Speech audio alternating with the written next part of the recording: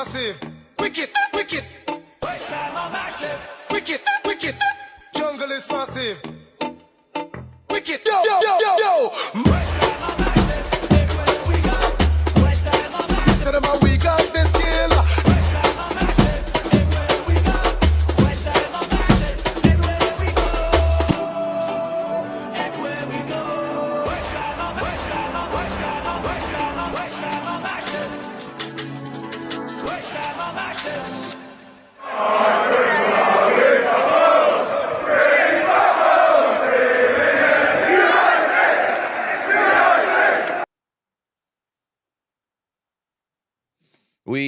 We're back. Hello, everyone. We are massive. I got sung quite a few times as well yesterday. It was lovely. It was a lovely thing to experience. I'm joined, as always, by Micky, and this week our special guest, AVram. How are you, mate? Hello, mate. How are you? All good? Yeah, I'm good, mate. I'm tired, as I was saying earlier on. I'm tired, but I'm going to be. I'm emotionally drained. I'm not used to, being happy. Honestly, that was such a fucking good day out, wasn't it? It was such a good day out.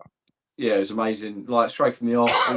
The away atmosphere is always good, West Ham, but the day was just perfect. We had the weather was beautiful. Walked out to the stadium. Everyone was singing, chanting, and that, and it just went from better.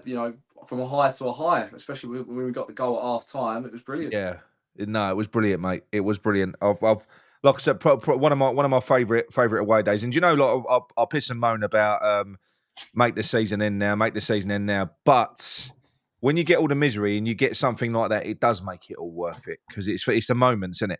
It's the moments. I think if you can have a couple of moments in the season, I think you're lucky. And it's not over yet. We could build some momentum. You don't know. We could go on. We could do Wolves. We could do Everton at Goodison. We could piss on their parade. That'd be lovely, wouldn't it? That'd be nice, especially with all the grief that we've had.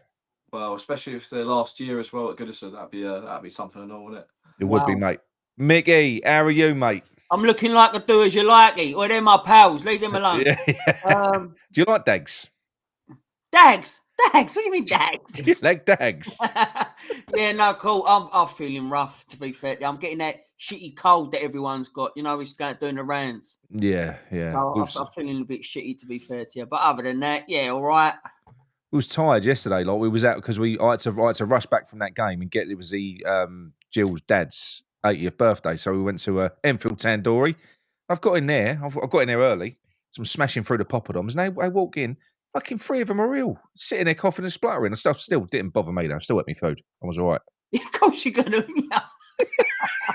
But honestly, all fucking ill, sitting around the table.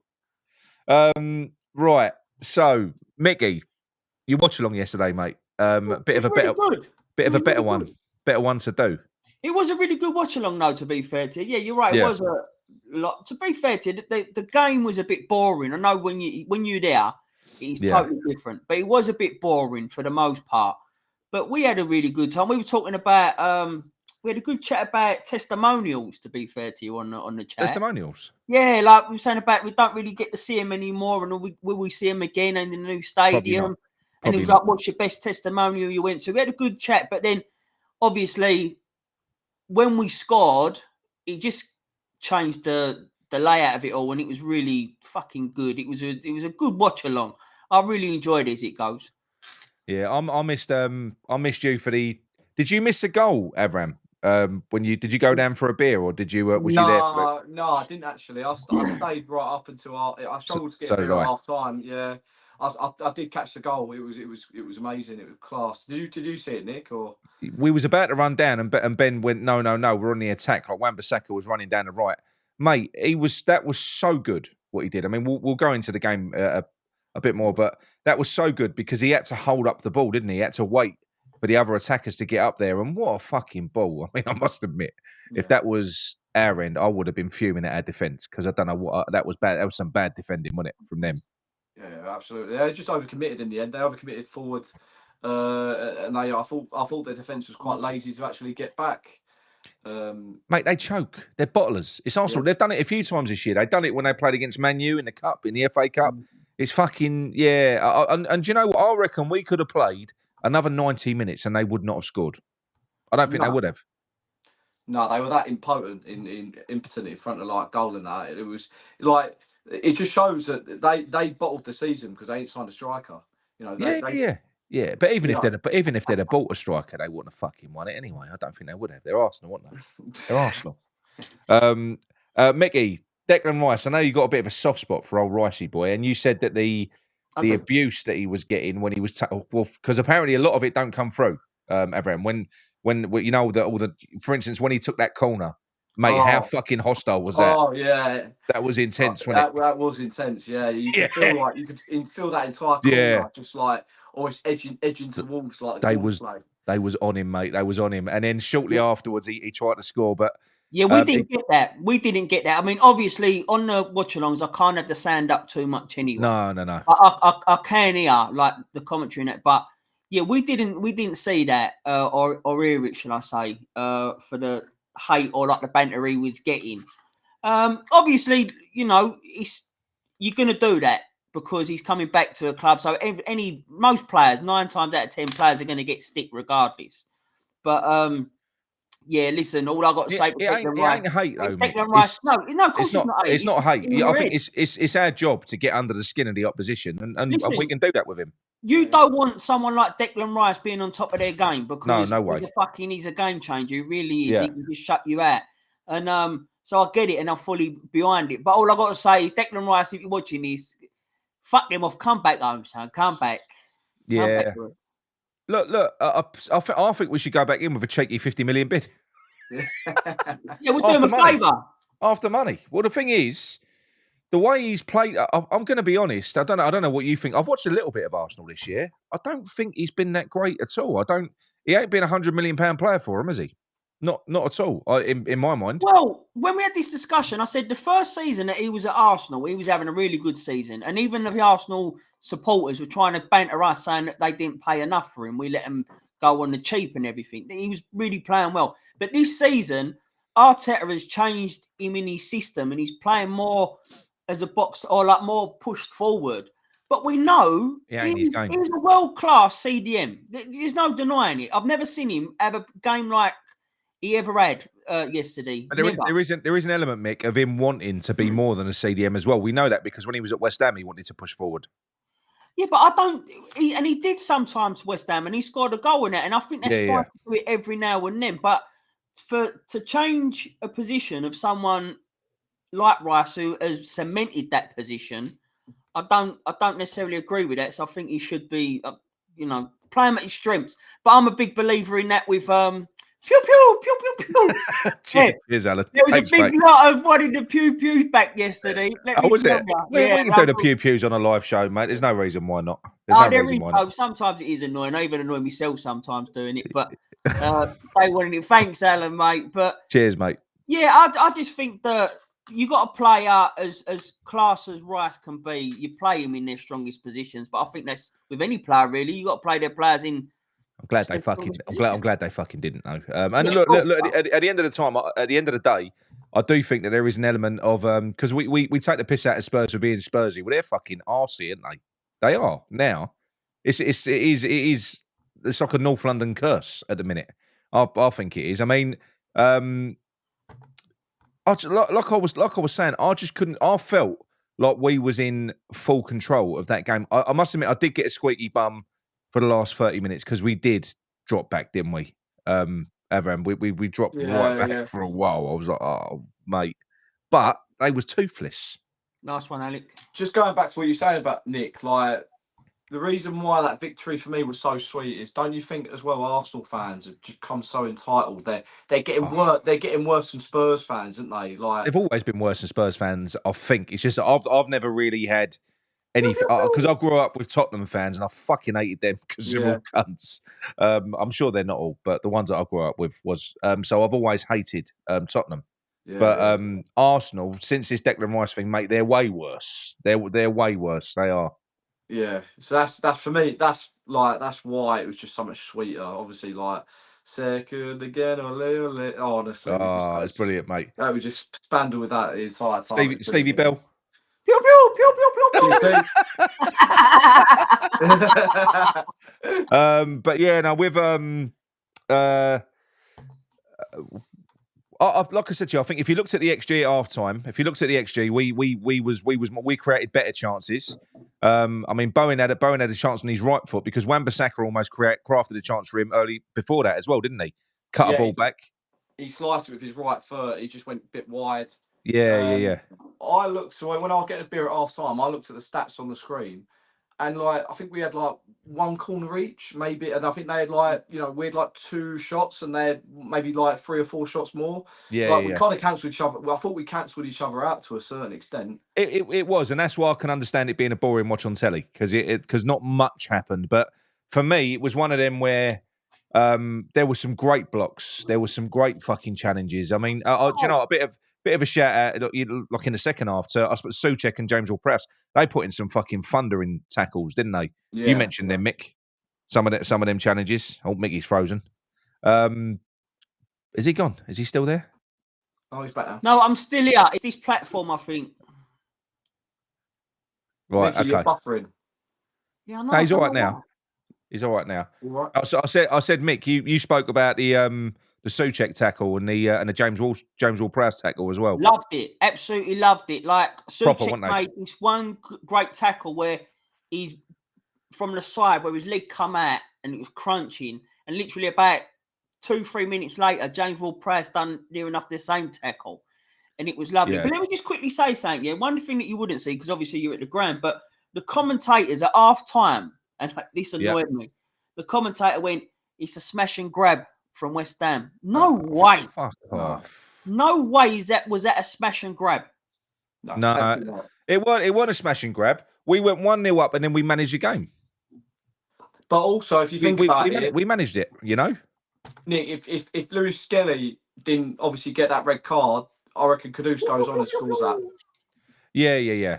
Yeah, no, I think so. Well, the only thing is with Kudus, because like I said, he had that chance in the second half late on when he sort of he passed it to Ferguson when he probably shouldn't have. He probably should have gone it alone. He looks like he's lost a bit of confidence. But do you know what pissed me off about that? You're talking about the delusion, and I know he does it on purpose. That tie on Arsenal fan TV. But first thing he did, he came out and he went, "How was that a red card? How was that a red?" Like, are you fucking brain dead or what? How was that a red card? I can't stand Arteta. I really fucking can't stand him, moany bastard. But you know what? It's actually a pleasure watching him moan when he's moaning about us. It's a lovely watch. Other than that, I can't stand his fucking moany little. He looked defeated, didn't he? And now obviously Liverpool have gone and beat City as well. It's done. That title race is done now. Mickey, when Lewis Skelly got that red card, what were the commentators saying? Were they saying it was a red card? Or they were? No, they think that they were saying it's a red card. We was going mad here. We was like, it's a definite red card, And then when he didn't give it, I'm really pleased that VAR overturned that. Like, I know you have to go and look at it again, but I'm really, because it was definitely, because the keeper was so far out, it was a definite clear opportunity to score. 100%. So I think that if the keeper weren't out of his box, I don't know if they would have given it. But because he was so far out, they had no choice really but to give it. Definite red card. Do you know what? He really fucked me off, that keeper. I thought he was arrogant. Did you see some of the stuff he was doing? Like when he done that scoop over, I think it was over Bowen's head. He was fucking around. He's really flash. I mean, what I didn't see, because I dived out, I think it was 1 minute towards the end. So I missed that bit where James Ward-Prowse, I've seen it on a highlight reel, mate, he got mugged. James Ward-Prowse got mugged there, didn't he? Did you say that? Yeah, he did, that little bit of skill. That was quite fun. That was quite funny, to be fair. That was quite funny. But he weren't playing keeper. He was more a centre-half than a keeper. He must be playing as centre-half. Yeah. And I think you're right. If he was on his line or in his box, it wouldn't have been a red card because it wouldn't have been such a goal, such an opportunity to score a goal. Well, it might have been contested a bit more, but for me, it was always a red card because he was last man at the end of the day. Yeah, absolutely. Right, now look, what we're going to do, we'll give our final thoughts on the game in a bit, but we're going to whiz through the player ratings. I know I did them very quickly yesterday. We're going to do them very quickly now as well. As of next Sunday, it'll become a main feature of the show again. So we'll whiz through them now. You can put the comments up as they come up, Mick. But AVram, start with Areola. What was your thoughts on Areola? He didn't have much to do, and obviously that's credit to the players outfield in front of him. I think I can remember one save he made with his foot for that whole game. Two. I think he made a save at the end. Obviously, had to watch a few free kicks go over when we gave them away in the latter half, but he didn't do much wrong.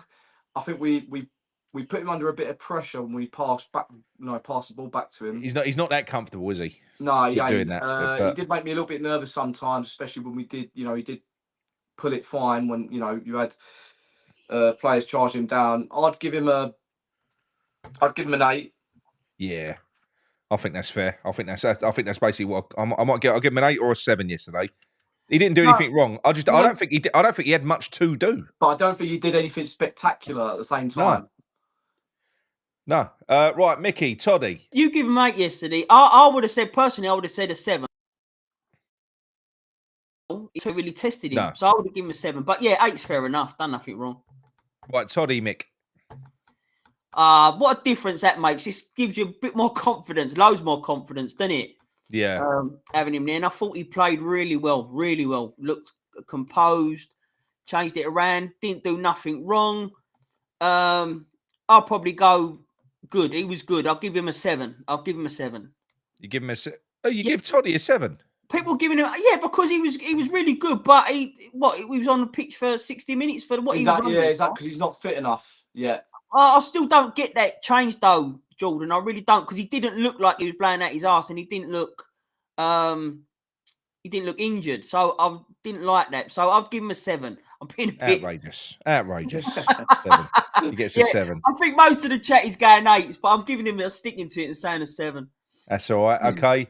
Well, I'm going to stick to what I said yesterday. I would give Toddy an 8. I'm going to give Kilman an 8 as well. I don't need to retrace everything I said yesterday. I think he had a really good sort of dominant performance. He's definitely helped his best performances, I think, have come with Cresswell in that team. So I think it does make a bit of a difference. I mean, we'll go on to Cresswell. I think is a bit of a resurgence there for us. I mean, he ain't going to be a first-team player when we've got other options. But if he plays like that, I think Cresswell is going to be an asset for the squad, personally. But yeah, Kilman 8, AVram, Cresswell. Yeah, I'm going to say Cresswell probably an 8. He was safe. He was safe as ours is. He used his experience over his pace to read the game, which I thought he'd done quite well. He didn't really put a foot wrong, in my opinion. No, absolutely, mate, absolutely. Right, we'll rattle through these. Mickey, Skulls. I think he had an average game. I'd give him about a 6, I think. Fucking hell, he's trying to piss everyone off. I can't lose my shit, Mickey. I only done that because you see Nick's video yesterday, he was really fucking blushing over him. Oh, mate, I thought he was unbelievable. He was class. And that is definitely his position. Everyone wanted to see him play there. Sorry. Thanks, Colin. Where are you, mate? That's lovely. Oh, lovely. Colin, that's definitely a pew-pew. Oh, look at that. There you go. Thank you. Cheers. Thanks, mate. Always appreciate it. Cheers, mate. Yeah, I think he was class. I don't think he was my man of the match. Can I just give you some stats? Yeah, go on. Right, these are the West Ham stats, the West Ham rank. For touches on the ball, total 51, he ranked first. For possession 9, he ranked first. For recoveries, 9, he ranked first. Interceptions, 7, he ranked first. Tackles, 6, he ranked first. Basically, long passes, he ranked first. Passes into the final third, he ranked first. Launches, I don't know what launches is, he ranked first. Penalty area entries, first. Tackles won first. Crosses blocked first. There's about fucking 9 or 10 things there where he ranked top for West Ham. That's got to be a record, seeing as it was his Premier League debut. Yeah, I'm not. He was fantastic. Look, there was no denying. He's fantastic. Like you said, he cemented that place for me. Yeah. I'd give him a 9. I definitely would give him a 9. I think it was a fantastic, just a performance. Forget it was his debut as well, but it was just a fantastic, or like full debut. Yeah, it was just a fantastic performance and lovely to see him cement it. But like I said, I know we get there later on, but even at a 9, he wasn't my man of the match. Not quite. Just one on Skulls as well. I thought, I was watching highlights of him today, just of the game, and he reminds me of that when Declan Rice used to close doors. Remember, he used to like just close yeah. doors and intercepts and just launch balls and counter attack. He reminded me of him. Like He's a way very moves. intelligent player. He's not he's like a seasoned pro already. He's got a head on him. He makes good decisions. You know, I really enjoyed watching him. Look, I like Emerson, but I'm sorry, he's a better player. Emerson ain't been on form this season for me though. He's No. not. But I do think the Skulls is a better player. Unfortunately for Emerson. Right, Wan-Bissaka. I'll take Wambo as Colton Cole called him, Wambo. He was fucking brilliant, absolutely brilliant. I'll give him a 9 as well. I don't really know what more to say about him. He's defensively, he was superb. Going forward, he was brilliant. You know, he's really improved. Considering I said he couldn't cross a fucking road when he came in, I think he's proved me wrong. He's definitely enhanced that side of his game. Or he's always been able to do it, and I'm just a fucking ignorant git. But yeah, for me, a 9, Wan-Bissaka. He was brilliant on that right hand side. Really We was. was talking about him on the chat as we do, and he has been the most consistent player. I think he's deserving of at the moment Emma of the Year. I think he's going to get that, mate. Yeah. The fans love him. He's just been consistent the whole way through. Like Yeah, he just has been. is that the best 15 million ever spent? Oh, it's got to be up there because when you consider that was a player that went for 50 million not that long ago, and then someone else was saying they're surprised that other clubs didn't come in for him, and so am I. Yeah, I know. I think what it is, they just fall through the floor at Man United and end up looking shit, but they're not shit. You know, even that Anthony who looked pony at Man United is doing well elsewhere. You look at Sancho. Man U are just cursed. Fuck them anyway. Yeah, fuck them. Right, so Avram, you can take Spinny. Right, yeah. Here we go. Potato salad. I'll give him an 8. Yeah. And the reason why I say that, I thought he'd done his job. He didn't excel. Obviously, he won his aerial duels and that. He pressed well. And technically, he's not the most technical player as we know, but he didn't really put a foot wrong there. I think he knows his limits. Yeah. And he always try to pass short rather than pass long. But if you remember, before Wan-Bissaka, it was him who gave Wan-Bissaka able to get Wan-Bissaka the ball out of the box under pressure before obviously Wan-Bissaka got out of the pitch and assisted Bowen for the goal just for half time. So for me, 8. Yeah. No, that's fine, mate. That is fine. I'll go with that. Right, Mickey, James Ward-Prowse. Do you know what? He weren't bells and whistles from Ward-Prowse, but he's not that sort of player anyway. I thought he'd done really well. He's efficient, isn't he? He's an efficient player. He's done his job and he'd done it really well. I can't knock him for anything. He didn't do nothing bad. Like I said, nothing spectacular.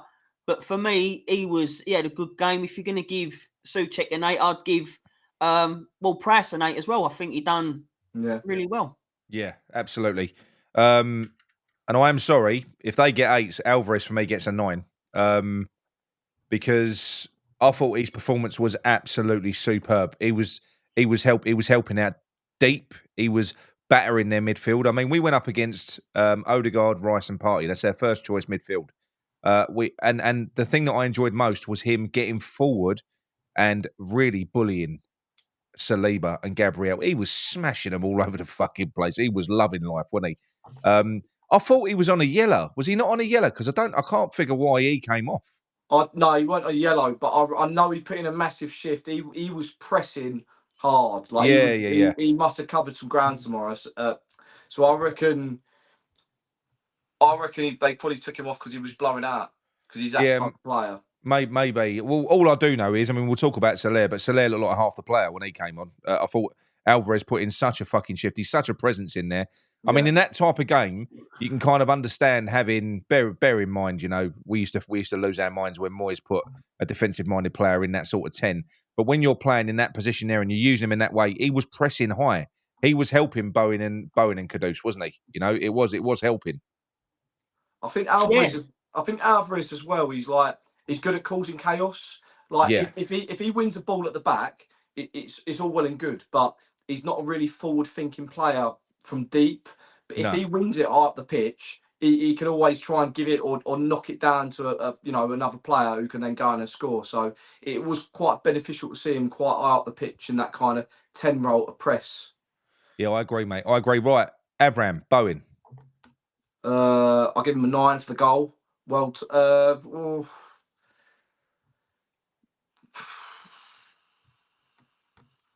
I'm trying to. I'm figuring it out. I'm not going to affect your score. No, I mean, no, because obviously he came that's a first, isn't it? Yeah. He came off at what 65, 70 minutes. Got the goal, but he didn't do much, Yeah, especially in the first half, apart from that goal. yeah. Although he did press, I'd give him an 8. I'll give him an 8. I think aside from the goal, the best thing he did was blocking Rice's shot. He tracked Rice when he burst through on goal, and he weren't letting him fucking score off. I think an 8 as well. Yeah, 8. Yeah. Micky, your man, Caduce. Yeah, for me, he was my man of the match. Now, I'm going to give him a 9 as well, the same as Scholes, but he was my man of the match. For me, he would have got a 10 at that last bit where he could have. I've had the shot, or if he put a great pass into Ferguson and the goal come from that, he probably would have got a 10 for me. But for that, he just lowered it a little bit. He got a 9. I thought he was brilliant. I thought he was just exciting again to watch. He worked his bollocks off, Mick. Absolutely. And then exactly the same thing. 3 players all surrounding him, but more times than not, he got out of it. Whether it was a spinny, I was calling him spinny, just out of just natural talking. But it's like Velcro. It's like the ball's Velcro to his foot, isn't it? You know, like you can't get it off of him. And I've been saying it for weeks, and that he always gets I think he's misunderstood a little bit, and people expect a load more from Kudus, but he still does a lot. He's still done a lot all season. It's just not. I think that was a game for him because it was one of them. Sometimes he can be criticised because he hangs on to the ball for too long. But in that game yesterday, you wanted him to hang on to it forever, didn't you? Just hang on to it. And he done that. And then sometimes it works good. I just want to put this out as well. Wan-Bissaka with his cross, I thought he held onto the ball really well because there was people that he was well in front of our other people, and he had to hold the ball up a little bit longer, and he still put a cross in like that. That was fantastic. Now, just quickly, Nick, can you change that to Debo 1 to 8? I am agreeing with the chat here. If everyone's got 8s and 9s, Debo does deserve an 8. I'll give him that. See. I've buckled. You bastards. Well done, people. Well done. Right, Soler, nothing to say about him. 6. I thought he looked, like I said, half the player Alvarez was when he came on. But it was a high intensity game. It's probably not the easiest one to come into. I'll give him that, but I weren't impressed with Soler when he came on. No. Definitely not for me. Right, okay. Dinos, I'll give that to AVram. Yeah, well done. Right. Here's my logic, yeah. So Todibo, Toddy went off, Dinos came on. I think if Toddy was an 8, we had a downgrade of 2 points, so -2. That gives us 6 for Dinos, yeah. The reason why I'm saying that is that he was dodgy. So I think it was the 87th, 88th minute. He gave that stupid foul on the edge of the box. Obviously, I got that wrong, everyone, yesterday. I thought that was Alvarez because I'd had a beer and I'm short-sighted. I thought it was Alvarez that made that foul. I know. When I was watching that yesterday, yeah, I watched it this morning. Yeah, and I was thinking, no, why have you fucking said that name? Because it was. I thought it was Alvarez. I didn't know. It'd only just come on, hadn't it? Yeah, but then it was just I think please don't, because it was he deserves. I can't stand Mavropanos. I really can't. But look, let's not nick AVram scoring anyway. Go on, mate. Sorry. What people saying in the chat? They're saying give him a donkey. Just don't listen to Mikey, Hammers Mikey anyway. Whatever you do. No, because Mikey said fucking JWP of 4. I don't know how he's got that. I think Dinos. Yeah, I'll give him a 6. You give him a 6. Yeah. Fucking, you are really, really nice, Jordan. What was you giving him, Mick? Who, me? Yeah. Do you know what, right? You Now, want to donked him up, surely, no, not for bear yesterday. with me here, bear with me. Just because I can't stand him and he come on and give that fucking stupid foul away, I would have loved to give him a 4. But, however, he did make some half-decent clearances, and I will give him that. He didn't look as bad. So I probably would have given him a 5 just because I don't like him. But my issue is, though, like, he's giving them fouls away. Obviously, when we've got like a man up, like, you know, what we should be safe as ours is, bringing on another defender, a fresh defender for like half an hour when they've only got 10 men. We should be all right. But obviously, he just seems to lose his head all the time, or he's quiet with his decision making. It's just not all there. Yeah, I think his positioning is fucking mental. Look. I think we've seen this season. The bloke goes to sleep. He goes to sleep, and you can't. That is a really bad thing for a centre back. You can't afford to have it. Right, moving on to Ferguson. I spoke about him yesterday. I hope he comes good. I hope he shows a little bit more. I weren't impressed with him really on his debut when he came on, and I weren't really impressed with him yesterday. Again, I thought he looked like half a Bowen. Didn't have the same level of energy. Didn't have the same level of pace. Definitely not the same level of work rate. I thought the ball got trapped under his feet. He got flustered when Kadu slipped that ball to him. I thought he was quite easy for the opposition to deal with.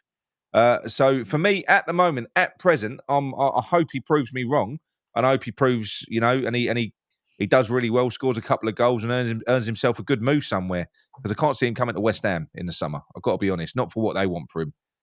For me, he's getting a 6. I'm not going to be horrible. He's getting a 6. Yeah.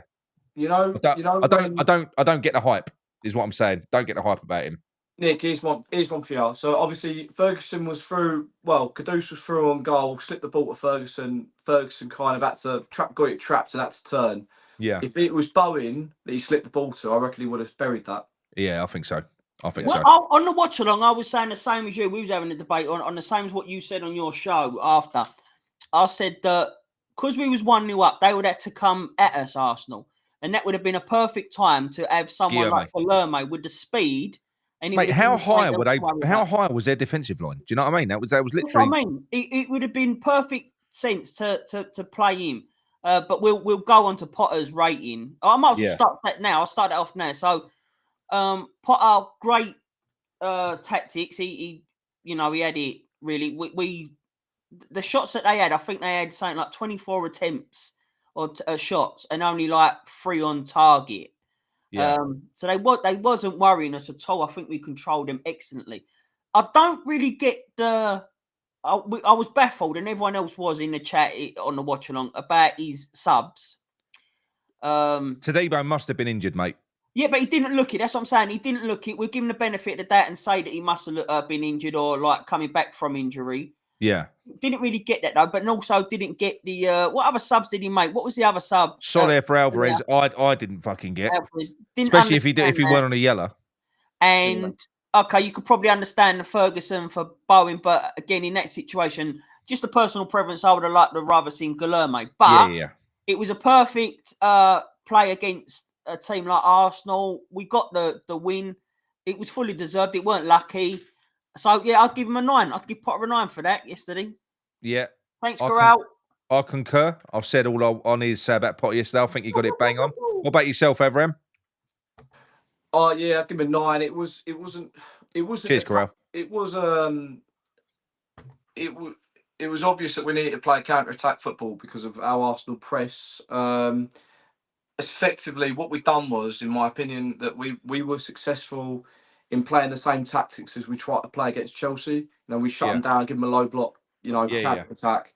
It actually just paid off this time. I'll give him a 9. He weren't stupid. He's not ignorant. Like he changes his tactics depending on obviously the team, and especially now he ain't got the team that he actually wants. He has to kind of make do with what he has. I think you said it earlier. He's to an extent he's trying to polish a turd. Yeah. Like he's trying to basically get play to the player's strengths, not his own philosophy.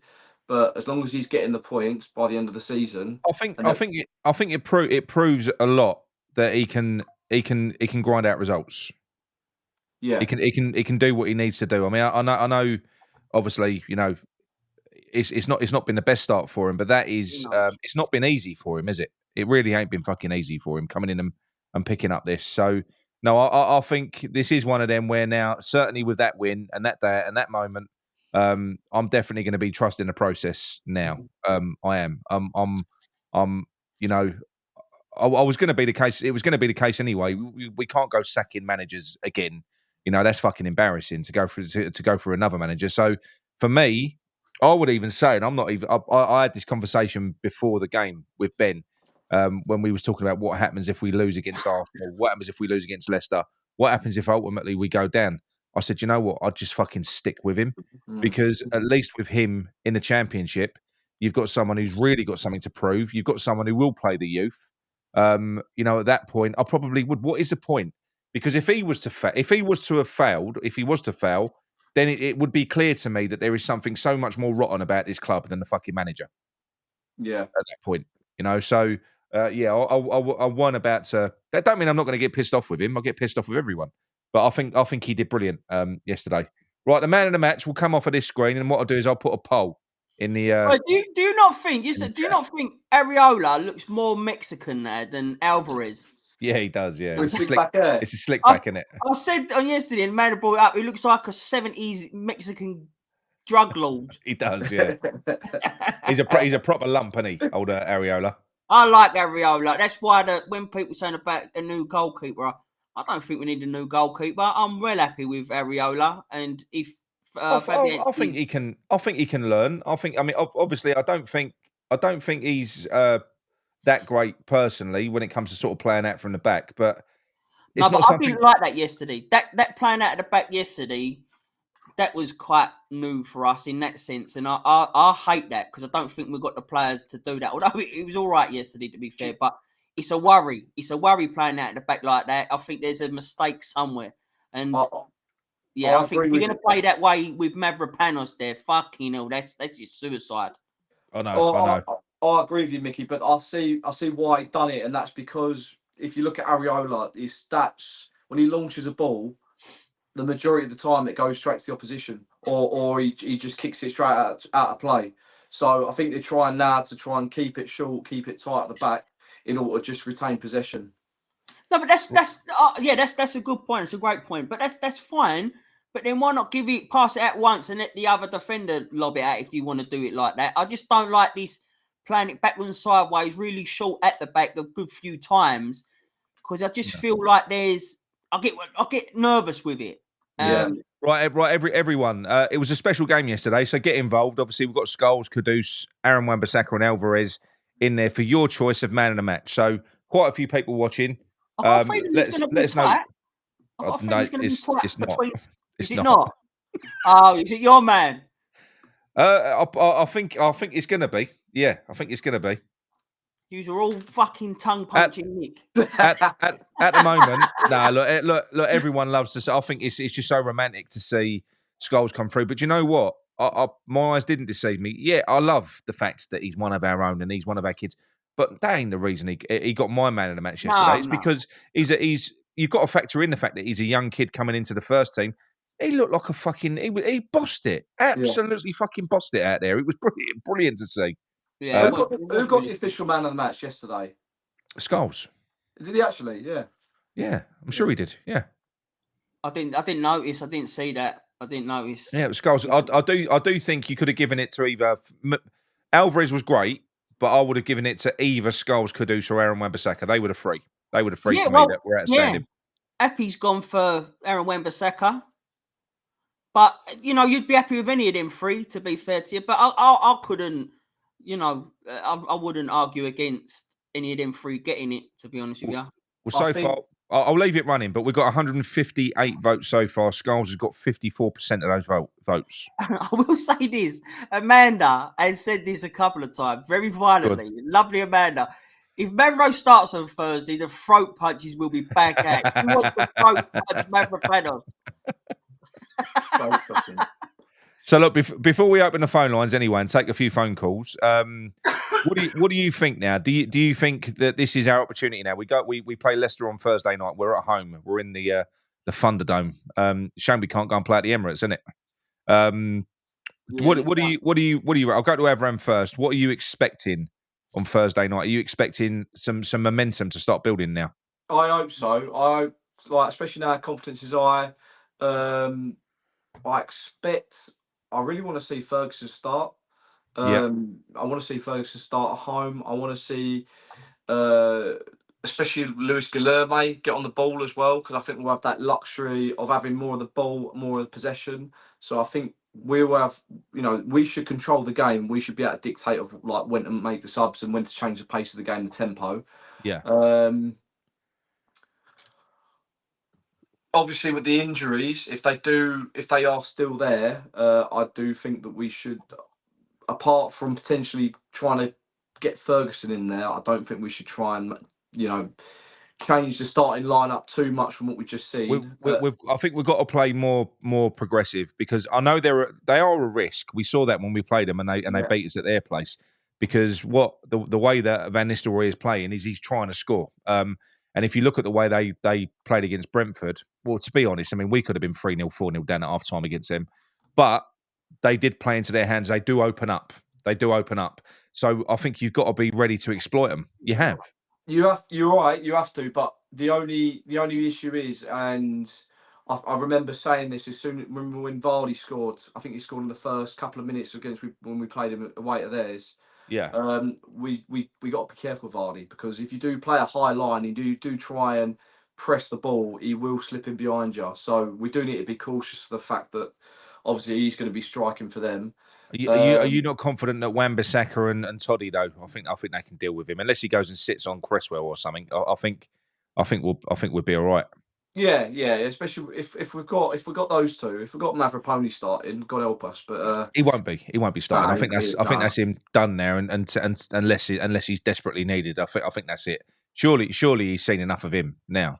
He must have. Yeah, I hope so. But yeah, I think we should control the game, especially at home. Build on the performance and build on the confidence that we've just seen over the last weekend. Yeah. Right, I'll go to Mickey last. I'm going to go massive. Right. I'm going to go massive. I think we just won a free hit. I think we're safe. I do. I know we're not mathematically, but that's a fucking cushion, right? That really is. Ipswich got battered versus Spurs. Leicester got battered versus Thingy Bob. I'm not being funny. Please give us a performance at home. I think we go out. That's how you've got to get the crowd rocking in that stadium. The way we've been setting up at home ain't no good. So we've got the players to play in a better way. And I think if we do, Leicester will fall to fucking pieces, because this is a massive 6-pointer for them. It's huge. I think to a degree, if they lose this one, then they can fucking forget about it altogether. Because Wolves, they'll get out of trouble. So no problem at all. I'm calling 4 or 5-0 at home. I'm calling a big fucking hammering 4 or 5-0 at home. I reckon Leicester. I'm not going, by the way. I'm not going to go, but I do think we're gonna batter them. We are on one. What about yourself, Mick? I don't see anything to suggest that we will batter them 4-5-0, because I don't think we create enough chances for that. Not the way we've been playing, we haven't been. No, but I've not seen that. Even like the Brentford one, people saying we were better in the second half, which we was, but even then we only had one little pot shot, which wasn't good enough when you're 1-0 down. So I don't see that. However, I'm not gonna listen. I believe in take the good times and roll with it all day long. So you should be happy. You should be buzzing. Yeah. But what I go back to is that Newcastle game under Loppy, that we was all happy and thinking that was going to be a change of circumstances for us, and that was going to keep us on. But it didn't. And I know it's a different manager, but let's just see what it's going to be like. I'm not going to get carried away with it. It is Leicester. We should be beating them, I believe. They are shit. They are genuinely shit. So, yes, we should be beating them. I do think it should be a 3-4-0. But I'd like to see a win against Leicester and then carry that on to, is it Newcastle after that? Then we've got Newcastle. We're at home. Then we've got Wolves. Then we've got Everton. But I think Newcastle will be a big test, because Newcastle are in form. Newcastle are really in form. So I think that'd be really good if we, obviously it'd be excellent. We beat Leicester. We both go 2 informed teams, if you like. And then let's see where we're at then. I think that is going to be a good test and good showing of where we are actually at with Potter right now. We want to build on it. For me, we 100% want to build on it. That was massive. Not only was it a massive win yesterday because it was against Arsenal, it was massive because we needed a win. Potter needed a win. Everyone needed that win yesterday for so many different reasons, and we got it. So let's have it. Yeah. Oh, sorry, Nick. I can't. I pressed something in. I've gone all fucking. You gone mad. weird. Someone. Neil Fenton, cheers, mate. Scholes was a Man United player. We're Cockney, mate. He's Scholes, all right? He's Scholes. Yeah, listen, you do. If I do well just to get anywhere close to pronouncing the name, so I see it as a win for me. Yeah. Right, let me just test my phone. Make sure my phone's working. All right, 1 minute. So we got Micky. Hang on, Mick. See if it rings. Yeah, mate, all ringing. Right. Well, don't phone in yet because I've got to phone Gowie back. Right, 1 minute. There we go.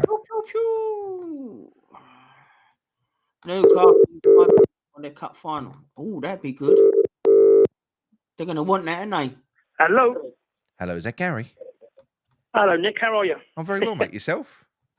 Yes, thanks, mate. You enjoying the show? Good. You all right, Gary, son? Yeah. Hello, Gav. Hello, Mick. Hello, mate. How are you? All right? Yeah. Right. Just want to agree with what Mickey said earlier. I was over brilliant performance yesterday. Yeah. I only had one criticism of Potter, and I think both the other lads picked up on it, and that was the substitution when he brought Ferguson on, because obviously the counter attack was what the way to do it. They were pushing high. That's what I was thinking. Mary would have been a much better option up there than Ferguson. Because you can imagine Kudus and Gunnar running behind him would have caused havoc. Well, but he didn't do it. And also Kudus was tired as well. I didn't want him to come off, but he was knackered. No, he was brilliant. I think Tadibo, by the way, he's not injured. I think it was just that he hasn't played for a while and he doesn't want to overdo it with him. I suppose got another game Thursday. But also I want to say Mavropanos. I mean, to be fair to him, he's got a couple of good headers in, but when he did that free kick away, I mean, you imagine that had gone in, all that hard work would have been undone.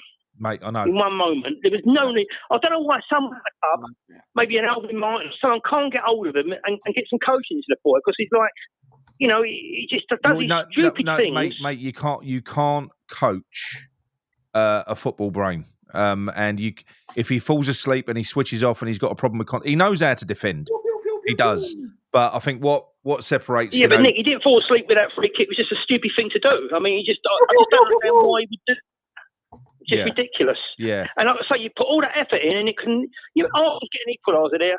The old momentum of the game changes. You can end up losing the game even in a couple of minutes. I don't know. I mean, I'm not gonna knock him for it. I agree with everything you're saying. Okay. I was furious. I weren't furious because I was having too much of a good time. I was worried when I saw Tadibo come off. I was and I saw Mavropanos came on. Everyone collectively went, oh no. I think everyone did. Then when Alvarez came off, I didn't moan because for some reason I thought he was on the yellow. I don't know why. I thought he was on the yellow, so I thought, that's why he's gone off. No, it wasn't. That's weird. That's weird. But then when Bowen came off for Ferguson, I weren't upset because I was glad to see Ferguson. I was glad to see Ferguson, but I was saying the whole way through that half with the way it was going, especially after Skelly went off and they went down to 10. I thought we've got to be throwing some pace on there, because they was playing so high. Exactly. Yeah. To be honest with you, I'm just going to go and get a drink quickly. I'm going to leave you with these two gentlemen. Gary, I'm just going to leave you for 2 minutes. I'm going to go and get a drink. My throat's going. Yeah, go on. Go on, Mick. Now, what was you saying, mate?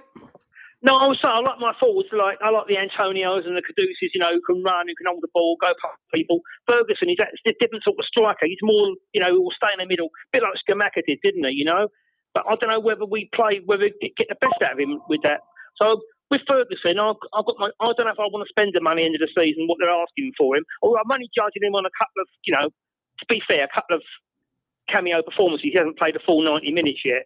I think it's going to be interesting, though, lads. I agree with you, but I also said that even if he'd done really well for us, Ferguson, which I do expect him to score a few goals, if I'm being honest with you. But I think that even if he scored like a decent amount of goals for us, I don't know if I'd sign him for how much they want, like how much they rate him. I think Potter really wants him though, Mick, didn't he? No, but with our luck and just purely on our luck and our history with strikers, and he's got made of glass, like it seems. So it'd be our typical West Ham to buy that striker, say 50 million, which is a lot of money, and he just fucking ends up breaking down again. So I'd have that. I know what you're saying. Yeah, I was going to say to AVram actually. I was going to say to AVram, I don't know what he agrees with me, but it's going to be interesting now going forward. When you think you've still got Somerville to come back on that left-hand side, you've got Paqueta there. If you buy one or two, it'd be interesting. I was thinking about it after the game. What would be the ideal team? Obviously, if you're playing, you've got the wing backs here. You've got Scholes and Wan-Bissaka, who are both brilliant. And whether you're playing a back four, three at the back with the wing backs, we're sorted there now. We're sorted. But it's the centre backs. You've got Toledo. I think he's going to be a really class player. Yeah. Hillman's good in a free. Yeah. But next to Mavropanos in a two, he's not. But then, obviously, Creswell is a stopgap at the moment, but a good squad player. So, obviously, we need another centre-back next season. Now, we've got Aguerd. Now, either Aguerd comes back or he don't. I mean, Aguerd would be perfect probably for us, but at least there, we've got the money to replace them without touching our budget, because you get like 30 million for Aguerd, you go out and buy another good centre-back, can't you? Yeah, Gal, like, so with that, I completely agree with you. Like, I've been watching him like playing for Real Sociedad and that, and he has been playing really, really well. He's one of the most sought after players in Spain at the minute.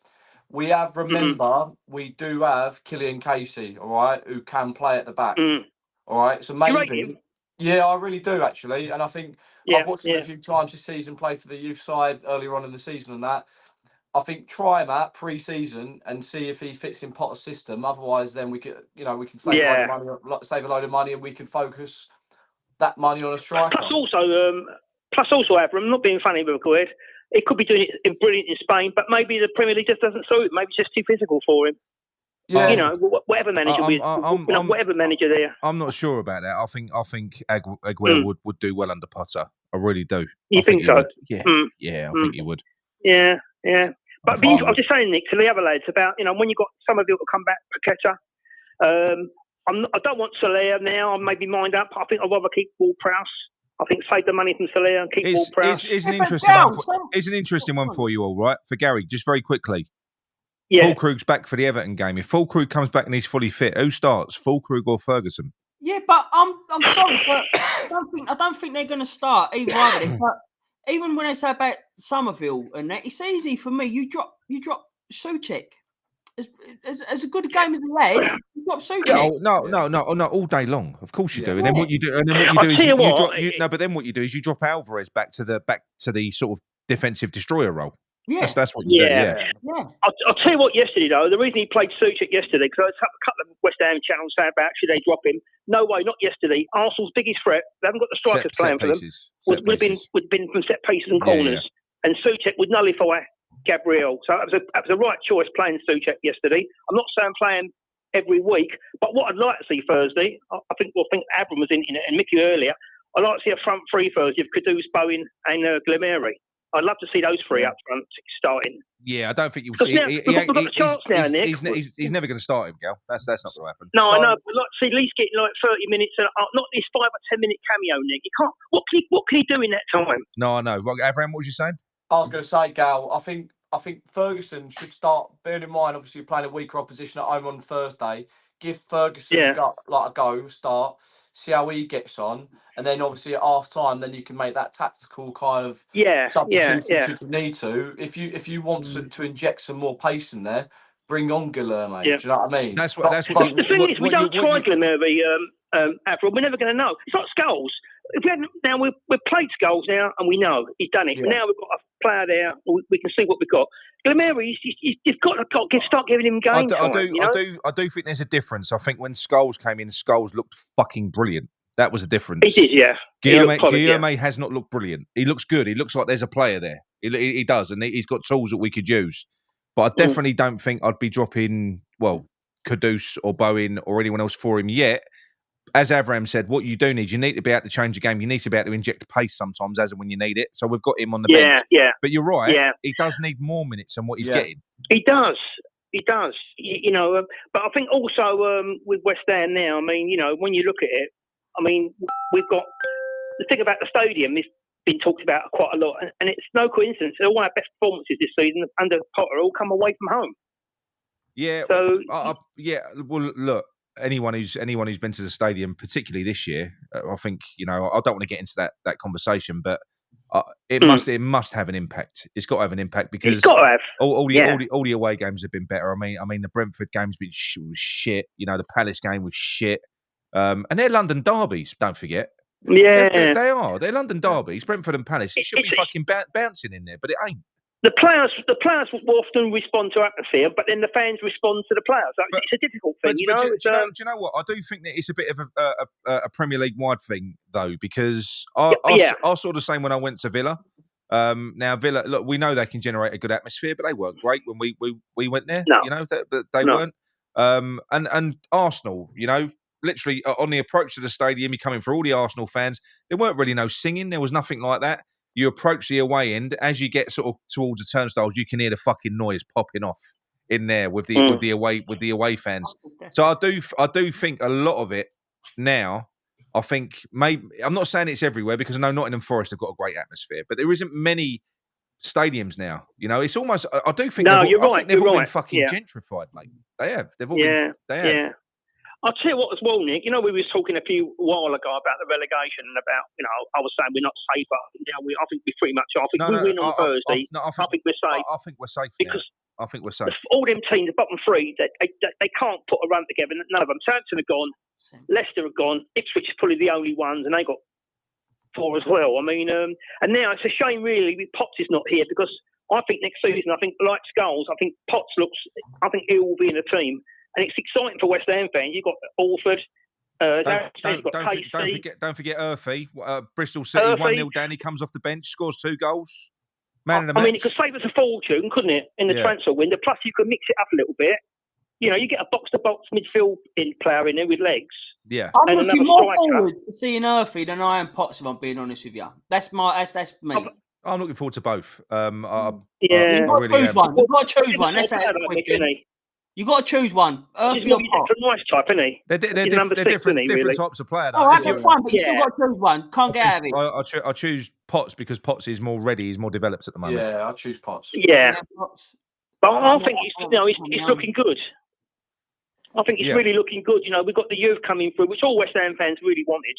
And because I could never understood it the last couple of years when our youth team won the league last year and beat Arsenal 5-1 in the cup. And you're thinking, well, Liverpool are now bringing their youngsters through. Why are the players not getting in more? But now they are. And the good thing about Potter, he seems ready to give them a chance, which is brilliant. He does, mate. He does. Right, Gary, I've got to give Corral a call back. So looking ahead to Thursday night, what's your prediction? What do you think we're going to see? I think we'll win 3-0. 3-0. I think 3-0. 5. I reckon at least 5 we're going to get. Right. Yeah. I'm still giddy from yesterday. But anyway, Gary, lovely to talk to you as always, mate. And you, mate. Nice to talk to you, AVram, and you, Mickey. Mate. Have a good Cheers, one. mate. Yeah, take care. See you, mate. Care, Bye-bye. Bye. Right, let's give Corral a call. Yeah, everyone said Potts. No one said Urfi. No, look, I love her. Oh, you don't need to choose. I want them both. I want them both back. It's an hard question to make. Yeah. For me, I just like. I'm not saying that one's better than the other. I'm just saying Potts is more. I think so. He's up and ready. With Urfi, I like the cut of his jib. Yeah. What I liked. Hello. Oh, is Corral. Hello, mate. You all right? Corral. All right, boys. All right, boys. How we doing? Yeah, good. I called it last week, didn't I, Nick? You just phoned up to show off, didn't you? That's all you've done. I did, to brag. Yeah, to brag. No. I just wanted a quick line. Thanks for calling me. School starts tomorrow, so I've got an early start. But thanks for calling. No worries. I couldn't watch the game, as I said to Mickey on the watch-along. But I listened to it on the radio, about 80% of it, and I watched the highlights later on. My brother filled me in on what I couldn't see, but it was a convincing, albeit defensive performance by the sounds of it. And as I said to you on that show, mate, it really I think that Potter could outsmart Arteta, and I'm glad to be proven right. I was a little bit nervous in the last 10-15 minutes, as everyone said when Mavropanos came on. I did see that foul. Half an hour he was on. I'm sure he was. It was, I know, but especially the last 15. I honestly don't think it was really a foul. I don't think it was really a foul. He kind of clipped him, but I think Trossard dived a little bit too easy, although it wasn't necessary for him to lunge in. But it looked like a good performance. Okay, they were without attacking players, but you beat who's in front of you, and we beat them, albeit with as well a fantastic goal in the league, right? And I know, but when it's like everyone was saying, apparently the commentary saying we're talking about Arsenal's injuries. They're missing Havertz, they're missing Jesus, they're missing Saka. We're missing Somerville, we're missing Fulkrug, we're missing Antonio, and we're missing Paqueta. And Paqueta. What about us? No, absolutely. I mean, when you look at their forwards, you put them.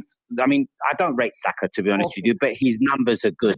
But you put Jesus and you put what's his face, the German one, Havertz together. For me, they're not good players. You know, They don't really do much. Martinelli as well, nothing. So yeah, these are just excuses brought up by the media to kind of dampen the fact that Arsenal lost and threw away whatever minuscule chance they had of winning the league, which we know they weren't going to anyway. At the end of the day, Carell, if they haven't got the fucking squad depth to be able to put out a better forward line than that, then they're not real. They're not serious contenders, are they? Let's face it. Not in the least. And anyone except for Arsenal fans realizes this. And I deliberately went on and had a look at a couple of the Muppets on AFTV. I have to say, there's a Jamaican guy called Yardman who's very good. He's so loud. He's so loud. He's so loud. He is, and his hats are really loud. But he's bang on. And Nikki from West Ham Fan TV was on there as well. And they can't stand the fact that they lost. They're still deluded that they lost to us and that they're superior to us even with their injuries. But their whole gripe is with their ownership for not buying in January. But to hell with Arsenal. I'm glad that we put the final nail in their coffin. But focusing on us, more importantly, I was as disappointed as everyone else with the Brentford game. I thought we were awful in the first half and barely any better in the second half, toothless. I agree with you guys. I don't really see Ferguson doing much. I know Mickey said he'll score a few, and I think he can. I'm curious as to why Potter's not playing him, realizing that he's only there for 10, 12 games, realizing that he's probably not going to come in the summer. I know Gary from Romford just said it. I wouldn't buy him for 50. I personally think the reason he ain't been starting is because the realization is that he's having a look at him in training now and gone, oh, because look, let's have it straight. When he was at Brighton, he had, and I know he's been at Chelsea and he's seen other players, but when he was at Brighton, it was slim pickings in the forward positions. It was, correct. They didn't have, correct. Loads of. I'm sorry, that ain't the case at West Ham. So for him to start Ferguson, you've got to be dropping a Kudus, you've got to be dropping a Bowen, you've got to be if someone else. Paqueta. Yeah. So you're not going to do that. No. That's logical. That's logical, Nick. But the thing is, I would have hoped that he played a bit more. As AVram said, I would start him Thursday, even if he lasts up to minute 60, and then you swap him with Guillaume, who we've seen and we've read that he can play as that false 9 position. The kid looks bulky. What little we've seen of him, what little we've heard of him, he likes to run with the ball. He likes to go at them. Leicester stink. They are barely better than Southampton. They stink. If we do what they did to us, they scored in 1 minute 12 seconds, AVram, I think, that goal. And it was 2-3 minutes on the clock because it went to VAR. But it was 1 minute 12 seconds, if I remember. If we do to them similar what they did to us, namely we score 1 goal in 10, 15 minutes, 2 goals by minute 30, 35, we will rinse them. Yeah. But if the game goes 0-0, minute 30, 35, I see us winning, but making a bit of a meal of it. Do you know what I want to see, Carell? Carell, do you know what I want to see? You want to see Paqueta because you miss him and you love him so much. I do miss him. No, but what I want to see at home, right? Yeah. I want to see us come out the fucking blocks. I want to go at them. I want to see us come out the blocks and go at them. That's how you trigger the fans. That's how you get them going. Absolutely, and that's why I think we need to change the setup. I think you have to change it. I don't want to feel our way into a game against Leicester at home. No. And we're going to use your term from the show. Elephant in the room. Souček does not need to start in this game. If you feel it's compulsory to play 2 defensive-minded players, and I know that he sometimes puts Souček further up the field. As I said, I did not see the game, but from the commentary and from what my brother said, Souček was anonymous. He was okay defensively, apparently. But again, This is not a team that you need Souček. Alvarez would be more than sufficient. He was. I'll tell you what was really good. If you didn't see the game, Alvarez played in a role that I've not seen him play before. He played as the advanced midfielder. So you had Ward-Prowse, you had Jedward sat in behind him. Mate, you should have seen him batter him fuck out of their defenders. No, I take your word, Nick. I take your word for it. No, I'm talking about Alvarez. I take your word for it. I know You are. So high. I know. Well, if you say so, then I take your word for it, and that's a good thing. Yeah. I think you need to put Alvarez on Tielemans. Yeah. In a way, it's better that Paqueta's not playing because he had this kind of pushing and shoving when we... No, that was Villa. Sorry. I got mixed up. Sorry. No. Sorry, I mixed up with the Villa game. Sorry. Yeah. I think you need to put one CDM in that game. I would play more attacking by all means. Yeah. I would play 4-1-3-2. I would put 2 up front in that game. Go at them, destroy them. They stink. If you can't beat this team by 3... that's not really a good look. I've got to agree with that, Corral. I wouldn't go forward at the back though, Mick. I'd go free to play the wing backs further forward. Okay. Alternatively, forward at the back though. I think that's Kilman's shit in that. Like he looks so much better. We do look better as a 3. No, that's true. Okay, so you could play 3 with 3-5-2. Hold on. What I want to see from Leicester, what I really want to see from Leicester. Like the game, I want to see more chances created. I don't think we've seen enough by any stretch of the imagination. No. And if we can't create a lot of chances against Leicester, then I not say worry, but then I don't know. I just think that it's concerning. We need to see it. Yeah, I think it's concerning, Corral, but we need to see it. What's that say?